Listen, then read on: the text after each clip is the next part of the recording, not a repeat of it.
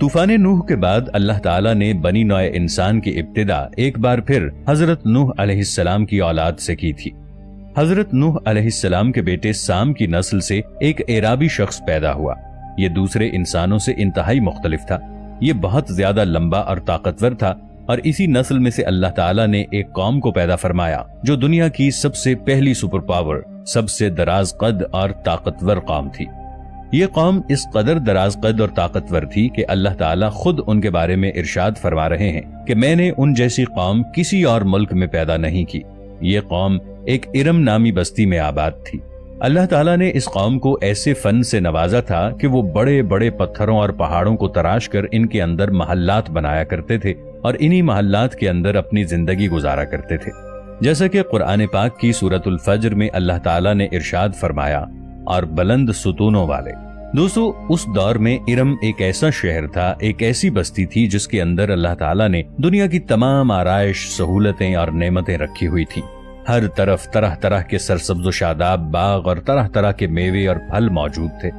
اس طرح اللہ تعالیٰ نے ان لوگوں کو بے پناہ طاقت کے ساتھ ساتھ ان کو ہر طرح کی نعمت سے بھی نواز رکھا تھا۔ ناظرین، کسی زمانے میں جو یہ علاقہ اتنا خوبصورت ہوا کرتا تھا اور جس علاقے میں دنیا کی سب سے طاقتور ترین قوم آباد تھی، وہ علاقہ آج ایک صحرا میں تبدیل ہو چکا ہے جہاں صرف ریت ہی ریت ہر طرف ہے، اور یہ صحرا اس قدر خوفناک ہے کہ کوئی بھی طاقتور شخص اس صحرا کے اندر قدم رکھنے کی جرت نہیں کرتا۔ قوم جبارین کے قد 40 ہاتھ لمبے تھے اور ان کی اوسطاً عمر 1000 سال تھی۔ تمام عنایتوں میں سب سے خاص عنایت ان پر یہ تھی کہ ان کو کبھی کسی بیماری نے نہیں چھوا تھا۔ یہ کبھی بوڑھے نہیں ہوتے تھے اور نہ ہی ان کا کبھی سر دکھتا تھا، یہاں تک کہ اللہ تعالیٰ کے حکم سے ان کی نظر بھی کبھی کمزور نہیں ہوئی تھی۔ یہ لوگ 1000 سال کی عمر تندرستی اور جوانی میں گزار دیتے تھے۔ یہ لوگ اتنے طاقتور تھے کہ یہ اپنی عورتوں کو ایک ہی مرتبہ میں حاملہ کر دیتے تھے۔ یہی وجہ تھی کہ ان کی نسل بہت تیزی سے بڑھی اور انہوں نے پوری دنیا میں اپنا اثر و رسوخ قائم کر لیا۔ یہ قوم اتنی طاقتور تھی کہ اگر یہ کسی ملک کو فتح کرنے کے لیے اس علاقے میں داخل ہوتے تو لوگ ان کی دہشت کی وجہ سے پہلے ہی ہتھیار ڈال دیا کرتے تھے اور اس طرح وہ اس علاقے کو فتح کر لیتے۔ ناظرین، یہ قوم 13 قبائل پر مشتمل تھی۔ جب اللہ تعالیٰ نے اس قوم کو ہر طرح کی آسائش اور ہر طرح کی نعمت سے نوازا تو یہ قوم اللہ تعالیٰ کا شکر ادا کرنے کی بجائے سرکشی پر اتر آئی اور اللہ تعالیٰ کے حکم کی نافرمانی کرنے لگی۔ اور طوفان نوح کے بعد قوم جبارین اور قوم عاد بھی وہ پہلی اقوام تھی جنہوں نے اللہ تعالیٰ کی ذات کو چھوڑ کر بت پرستی کی بنیاد رکھی، اور یہی وہ پہلی قوم تھی جنہوں نے بتوں کی پوجا شروع کی تھی۔ بت پرستی کے بعد یہ قوم طرح طرح کے گناہوں میں مبتلا ہونے لگی اور حد سے بڑھنے لگی۔ اس قوم کی ہدایت اور رہنمائی کے لیے اللہ تعالیٰ نے حضرت ہود علیہ السلام کو مبعوث فرمایا۔ اللہ تعالیٰ قرآن پاک میں ارشاد فرماتا ہے کہ حضرت ہود علیہ السلام کو یاد کرو جب ان کو احقاف کے اندر ڈرایا گیا۔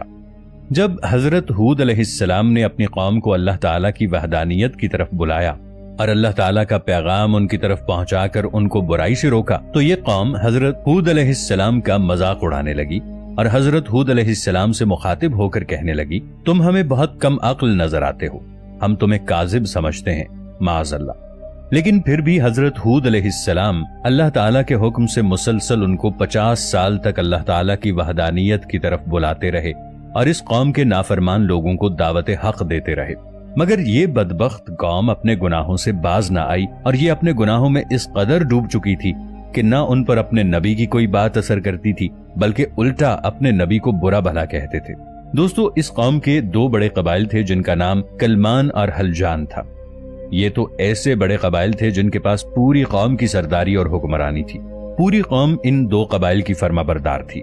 پھر اللہ تعالیٰ نے حضرت ہود علیہ السلام پر یہ کرم کیا کہ ان 2 قبائل میں سے ایک قبیلے نے حضرت ہود علیہ السلام کی دعوت کو قبول کر کے اللہ تعالیٰ کی وحدانیت پر ایمان لے آئے، اور اس طرح اللہ تعالیٰ نے اپنے پیارے نبی حضرت ہود علیہ السلام کی مدد فرمائی اور اس طرح ان کی حوصلہ افزائی کر کے ان کی طاقت میں اضافہ فرمایا۔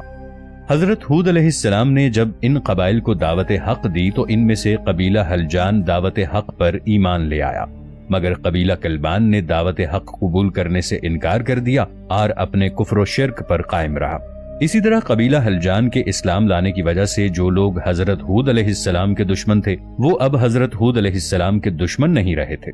दोनों इन 12 कबाइल में से एक कबीले के अलावा किसी ने भी हजरत हूद अलैहिस्सलाम की दावत पर लब्बैक नहीं कहा और अल्लाह ताला की वहदानियत और हक को कबूल नहीं किया था, बल्कि इस एक कबीले के अलावा बाकी तमाम कबाइल हजरत हूद अलैहिस्सलाम का मजाक उड़ाते और उन्हें झूठा और बुरा भला कहते और उन्हें कत्ल करने की धमकी देते। अलियाज़ुबिल्लाह। दोस्तों, हजरत हूद अलैहिस्सलाम की बार बार दावत देने के बावजूद जब ये कबाइल बुत परस्ती, जिना, शिर्क और तरह तरह की बुराइयों से बाज ना आए तो हजरत हूद अलैहिस्सलाम ने अल्लाह ताला से गिड़गिड़ा कर दुआ की कि ए अल्लाह, इस कौम पर अपना दर्दनाक अजाब नाजिल फरमा। तो अल्लाह ताला ने अपने नबी हजरत हूद अलैहिस्सलाम की दुआ को कबूल फरमाते हुए इस कौम पर अपने अजाब की इब्तिदा की। चुनाचे अल्लाह ताला ने बारिश बरसाने वाले फरिश्तों को हुक्म दिया कि वो इस जमीन पर बारिश ना बरसाएं और चश्मों को चलाने वाले फरिश्तों को ये हुक्म दिया कि वो चश्मों के पानी को रोक दें और तमाम चश्मे यूं खुश्क कर दिए गए।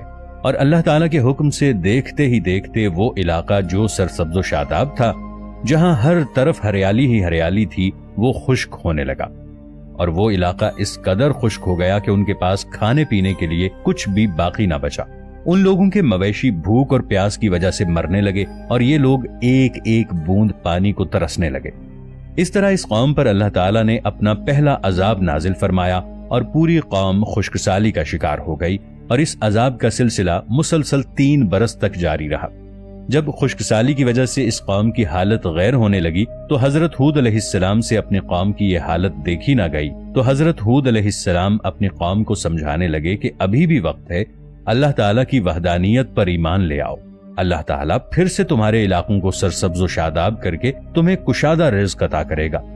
हजरत हूद अलैहिस्सलाम अपनी कौम से मुखातिब होकर कहने लगे कि ऐ मेरी कौम के लोगों, अपने पालने वाले से बख्शिश मांगो, बेशक अल्लाह ताला तुम्हारी तौबा कबूल फरमाएगा और आसमान से तुम्हारे लिए मूसलाधार में बरसाएगा। मगर अल्लाह ताला के इस अजाब को देखने के बावजूद भी वो कौम अल्लाह ताला पर और उसकी वहदानियत पर ईमान ना लाई और इसी तरह कुफ्र, शिर्क और गुनाहों पर डटी रही। उस कौम के लोग हजरत हूद अलैहिस्सलाम से कहने लगे, तुम हमारे पास कौन सी दलील लेकर आए हो और हम तुम्हारे कहने पर कैसे अपने बाप दादा का दीन छोड़ दें? और हम ये समझते हैं कि तुम मजनून हो और हमारे खुदाओं में से किसी एक खुदा ने तुम्हें दीवाना कर दिया है। नाउजुबिल्लाह। मगर फिर भी हजरत हूद अलैहिस्सलाम अल्लाह ताला के हुक्म से अपनी कौम को दावत हक देते रहे, मगर ये कौम हजरत हूद अलैहिस्सलाम को झुटलाती रही और उनका मजाक उड़ाती रही और उनको मजनू और दीवाना कहती रही। नाउजुबिल्लाह। जब ये कौम इस अजाब से तंग आ गई तो इस कौम के चंद दानिशवर इकट्ठे हुए और इस अजाब से बचने की तदबीर करने लगे। नाजरीन, पहले कौमों के लिए ये बात बहुत मशहूर थी कि अगर किसी पर कहत साली या अल्लाह ताला का अजाब नाजिल होता तो वो कौम अल्लाह ताला के घर यानी बैतुल्लाह में जाकर इस अजाब को खत्म करने की दुआ करती, तो अल्लाह ताला बैतुल्लाह के सदक़े उनसे कहत साली और अजाब दूर हटा देता और उनको दोबारा खुशहाल कर देता।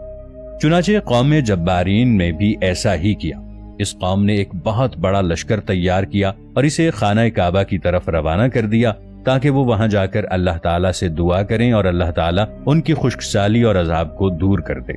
चुनाचे 90 अफराद पर मुश्तमिल ये लश्कर मक्का मुकर्रमा की तरफ रवाना हो गया। उस वक्त मक्का मुकर्रमा में कौम इमालका की हुकूमत थी। उस वक्त वहां का सरदार जर्रार बिन तारिक था। जर्रार बिन तारिक की बीवी कौम जब्बारीन की नस्ल में से थी, लिहाजा जैसे ही वो लश्कर मक्का मुकर्रमा पहुंचा तो जर्रार बिन तारिक और उसकी बीवी ने उस लश्कर को खुशामदीद कहा और खूब शराब व शबाब के साथ इस लश्कर का इस्तिकबाल किया। इमाम तबरी रहमतुल्लाह अलैह इरशाद फरमाते हैं कि कौम जब्बारीन का ये लश्कर 1 माह तक इसी तरह गुनाहों में मुब्तला रहा और अपने मकसद से गाफिल रहा। ये लोग इस बात को पूरी तरह फरामोश कर गए कि हमारे पीछे रह जाने वाली कौम का क्या हाल हुआ होगा, वो किस हाल में होंगे। जब इस लश्कर को अय्याशी करते हुए 1 माह गुजर गया तो जर्रार बिन तारिक ने अपनी बीवी और गाना गाने वाली औरतों के जरिए उनको उनका भूला हुआ मकसद याद दिलाया कि वो किस मकसद के लिए यहाँ पर आए हैं और यहाँ आकर वो अपना मकसद भूल चुके हैं। जर्रार बिन तारिक के याद दिलाने पर उन्हें अपना मकसद याद आया और वो फौरन मक्का मुअज़्ज़मा की तरफ रवाना हुए और वहां जाकर अल्लाह ताला की बारगाह में रो रो कर दुआएं करने लगे। अभी ये लोग दुआ कर ही रहे थे कि अचानक देखते ही देखते आन की आन में उनके ऊपर काले रंग के बादल का एक टुकड़ा आ गया।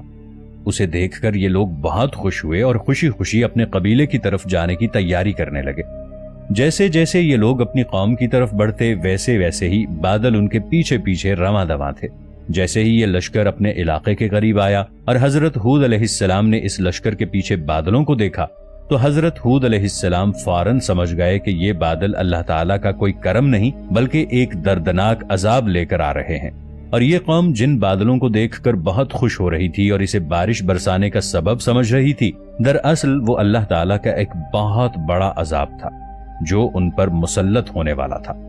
جب حضرت ہود علیہ السلام نے اللہ تعالیٰ کے عذاب کو دیکھ لیا تو انہوں نے اپنی قوم کو پھر دوبارہ سمجھانے کی ایک ناکام کوشش کی کہ ابھی بھی وقت ہے، تم اپنے اللہ تعالیٰ کی وحدانیت پر یقین لے آؤ اور اپنے گناہوں سے توبہ کر لو، ورنہ اللہ تعالیٰ کا دردناک عذاب تمہارا منتظر ہے اور تم لوگ اس طرح ہلاک کر دیے جاؤ گے۔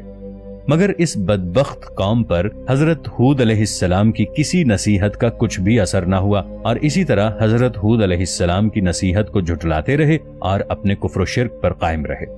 حضرت ہود علیہ السلام کے سمجھانے اور اس عذاب کو دیکھ لینے کے باوجود یہ قوم اپنی سرکشی سے باز نہ آئی اور حضرت ہود علیہ السلام کو جھٹلاتی رہی۔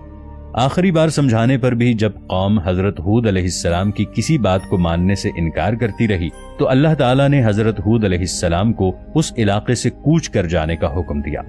اللہ کے حکم پر حضرت ہود علیہ السلام مؤمنین کے ہمراہ اس علاقے سے ہجرت کر گئے، اور جیسے ہی حضرت ہود علیہ السلام نے مؤمنین کے ساتھ اس علاقے سے باہر قدم رکھا تو وہ بادل گہرے سے گہرے سیاہ ہوتے گئے اور دیکھتے ہی دیکھتے ایک خوفناک طوفان کی شکل اختیار کر گئے۔ ان بادلوں میں اللہ تعالیٰ کی طرف سے بھیجی گئی اس قدر گرم اور دردناک ہوا تھی کہ اس دردناک ہوا نے اس قوم کے لوگوں کو چیونٹیوں کی طرح اٹھا اٹھا کر پٹخنا شروع کر دیا، اور قوم جبارین کے وہ لوگ جو دنیا کی سب سے طاقتور قوم تھی، اس قوم کے لوگ تنکوں کی طرح ہوا میں اڑ رہے تھے، اور اس طرح قوم جبارین کے لوگ اس دردناک عذاب میں مرنا شروع ہو گئے۔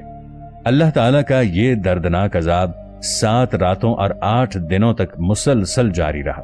اس ہوا نے اس قوم کے بڑے بڑے محلات اور عمارتوں کو برے طریقے سے تباہ اور مسمار کر دیا، اور تمام نافرمان لوگ اس دردناک عذاب میں ہلاک ہو گئے، اور دنیا کی طاقتور ترین قوم کے شہر ارم کو اللہ تعالیٰ نے اپنے عذاب کے ذریعے تباہ و برباد کر دیا، اور اس خوبصورت شہر کو ایک صحرا میں بدل دیا جو آج بھی لوگوں کے لیے عبرت کا نشان ہے۔